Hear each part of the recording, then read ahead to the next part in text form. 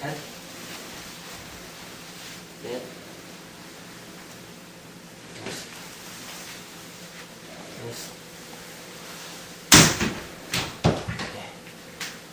다섯. 한번 나왔죠?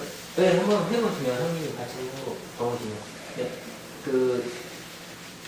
같은 데서 사실 뒷발바한테서 배웠지만 홍민생도 좀 프로가 변했고요. 홍민생 같은 분 밑에서 배워도 또 약간씩 다른 걸로 알고 있거든요. 근데 그거는 개인적인 체험이나 그 사상 이런 것들에 조금 변형이 있는 걸로 알아요. 근데 지금 배우신 거하고 이제 구분해서 이렇게도 변형될 수도 있겠다라고 하면 좀 자기 공부가 더 깊어질 수도 있으니까 한번 하시는 거 보고요. 약간 체크를 좀 할 거는 좀 하고 그러시죠. 한번 타보고 해보라면 조금 좀 그런 거 아니, 같아요. 다 하시니까. 동작을 다 하시니까. 아니, 지금 이 동작은 처음 하는 건데. 아, 그래요? 틀지 않습니까? 그러니까, 다시. 예. 하나, 둘, 셋, 넷, 다섯, 여섯, 일곱, 네. 한번 해볼게요. 아까 스타일 틀리죠?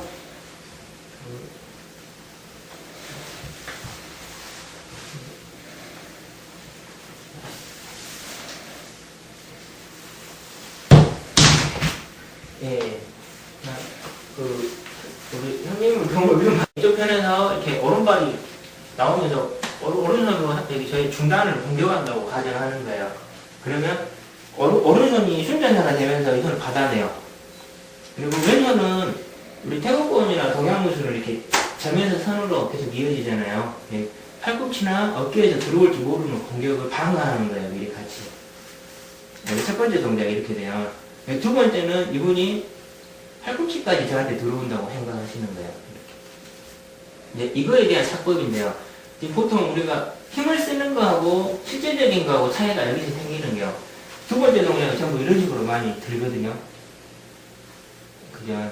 이게 이렇게 들리면 이게 칭찬추주에도 어긋나고 실제로 근데 느낌은 지금 좋으세요. 우리 원장님께서 이렇게 하는데 느낌은 내가 힘을 쓰는 느낌이 있어요. 근데 실질적인 힘을 안 쓰세요.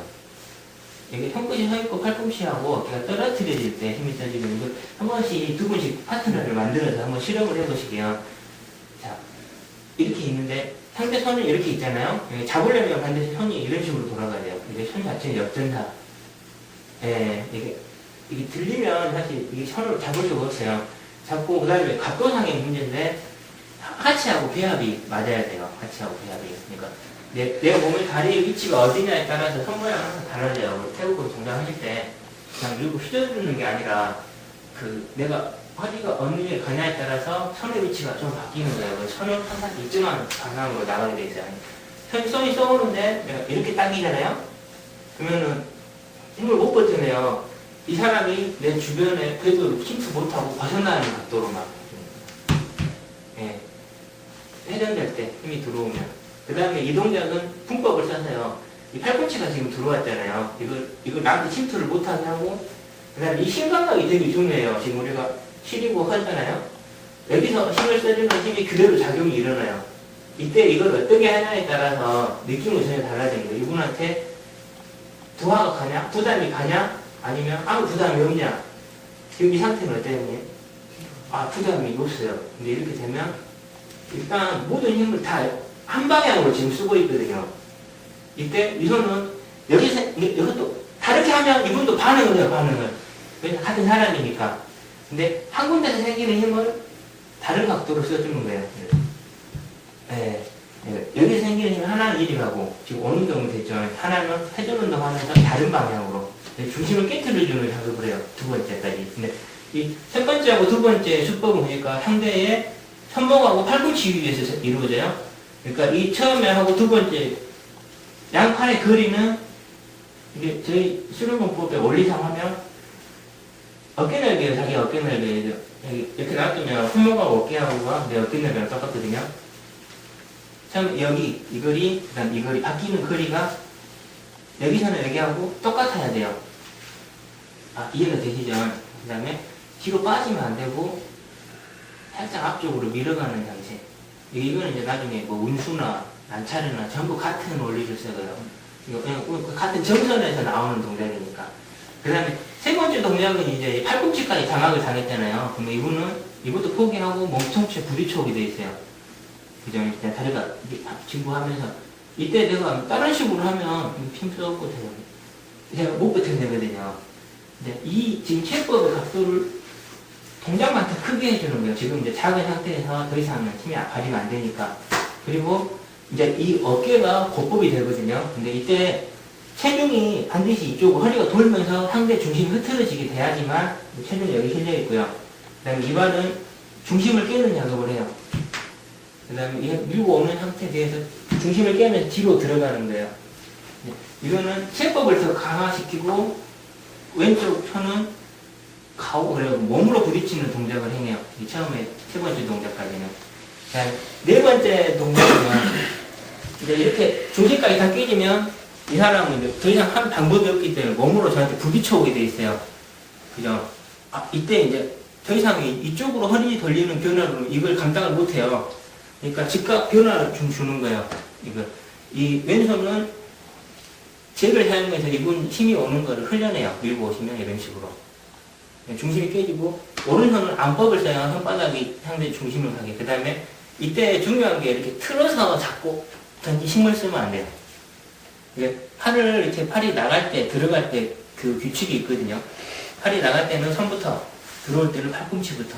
그러니까 처음에 나가 있기 때문에 처음에 들어오는 동작을 해야 돼요. 들어오는 동작. 그 다음에는 몸통을 선회시키면서 상대 이렇게 밀쳐나게.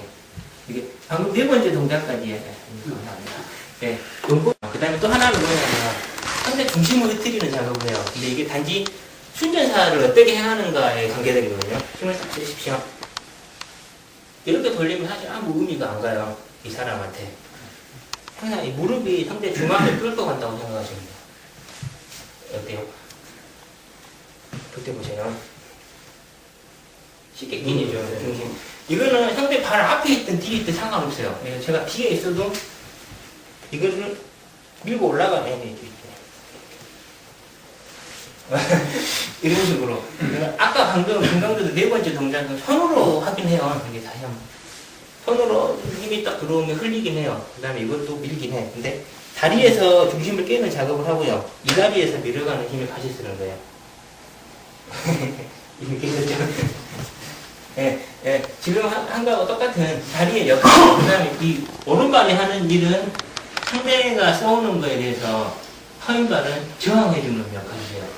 그러니까 다시 한번 저한테 힘을 써하고 싶으세요. 자, 충전사의 경우에는 밀어보세요. 제가 어렵거든요. 역전사가 되면서 상대 힘을 보여줬네요. 그 다음에 이 사람의 힘의 각도, 만약 각도가 이쪽에서 온다. 그러면 좀 더 벌릴 수도 있고요. 이쪽에서 오면 좀 덜 돌 수도 있고. 그 다음에 힘의 강도가 좋다. 그러면 더 중심을 낮춰주는 거예요. 이해되세요? 네. 그 다음에 이 자체가 훨씬 접촉될 때요. 힘이 쏘오면 이 다리 모양 때문에 중심이 무너지게. 네. 아까 순역의 배합을 어떻게 실제 적용되는가 여기까지만 하고 오늘은 그만 끝내겠습니다. 누가 하시는데? 네, 감사합니다. 뭔가요? 연습을 하고 낸 거 아니세요? 까지는 이거였잖아요. 지금 힘이 쏘시면 이게 흘리면서 이렇게 밀쳐지는 거거든요. 근데 다섯 번째 동작이 포전이라고 그래요. 포전. 우리가 추수 같은 거 하면 이렇게 돌아가야 돼요. 이렇게 한번 돌려보실게요. 둘, 셋. 지금 이 동작이 있고요. 보통 손목 관절기를 생각하는데 여기서 잡으면 어려워요. 잡는 방법 중에 하나예요. 그냥 이렇게 들어가는 거. 네, 그냥 이렇게 잡으면 사실 손이 안 잡혀요. 그러니까 잡는 방법이 이렇게 쓸어가잖아요. 네. 잡을 때 상대 손 여기서부터 마찰이 생기면서 견고하게 잡아주는 거예요. 그 다음에 이 다리는 나가도 되고 안 나가도 되는데 허실의 비압을 깨면서 네. 이거는 관절기입니다. 처음에 이 동작은 잡는 위치만 조금 달라요. 네, 이거는 이제 중심 변화를 깨 상대를 더 효과적으로 무너뜨리기 위해서 나가는 거고요. 그 다음에 이 동작의 의미가 다리 무릎 드는 게 이게 무에타이랑 똑같더라고요. 배워보니까 무에타이 이게 킥복식 격투기 하시는 분들 다 무릎을 그렇죠. 걸려서 이렇게 자거든요. 이게 처음에 이게 원래 목적은 상대 타격하는 거였으니까요. 이게 등 자체는 양심하고 턱을 이렇게 들어 올리는 거였으니까. 근데 실제로 찰 때 이런 식으로 차더라고요. 네. 이걸로 상대를 공격한다고 생각하는 거야. 그러니까 예를 들면 이렇게 있으면 그냥 이런 게 아니라 이렇게 들어서 찬다고 생각하는 거예요. 아, 예. 그러니까 다리가 이렇게 먼저 들어오시면 안 되고요. 처음에 드실 때 이게 등 테이블에 힘을 써요, 먼저. 들어 올릴 때는. 여기에 의점을 써서 회전시키면서. 그다음에 무릎이 내 몸에 넘치 내치까지 들어온다고 생각을 해야 돼요. 그 다음에 여기 소퇴부는 힘을 빼놓고, 그 다음에 내릴 때는 대퇴부에 힘을 해방시키고요. 소퇴부에 힘을 써서 밟아가는데, 이제 밟는 동작은 상대 발등을 밟는 거거든요. 그러니까 이것도 그냥 들면 안 돼요. 피하면? 이게 의미가 없어요. 그러니까 내가 들었다가 피하면 쫓아가는 거예요. 네. 이게 45도 각도로 쫓아가고, 그렇게 밟을 때, 발목이 가장 손상이 많이 가요. 이렇게 이쪽으로 밟을 때 가장 타격이 많고 골절이 될 확률이 많은 게 강하게 상대를 공격하기 위한 방법이에요. 이렇게 돼요. 이렇게 돌아갈 때 처음에 대퇴부에 힘을 쓰고요. 소퇴부는 힘을 빼놓고 발목은 외축으로 약간 꺾여서 밟을 준비를 하시는 거예요. 그 다음에 내려 밟을 때는 대퇴부에 힘을 빼고 소퇴부에만 힘을 쓰고 자연낙하하는 힘으로 근육에 힘을 쓰면 가속도가 떨어져요. 그냥 여기만 힘을 쓰고 이게 묶었던 추가 풀려서 툭 떨어지는 것처럼 약간 밟아가는 식으로 건강도의 마지막 동작에 이제 다리 밟는 거는 그런 식으로 구성되어 있어요. 이거 드는 거는 이제 똑같구나 공격한다 이런 식으로 돼 있고 수고 많으셨습니다. 준비를 좀 정확히 해갖고 왔었는데 좀 많이 못하고 이게 좀 두서없이 왔다 갔다 해가지고 혼란만 준 게 아닌가 싶어서 다음에 또 기회 되면 또 다른 것도 또 같이 함께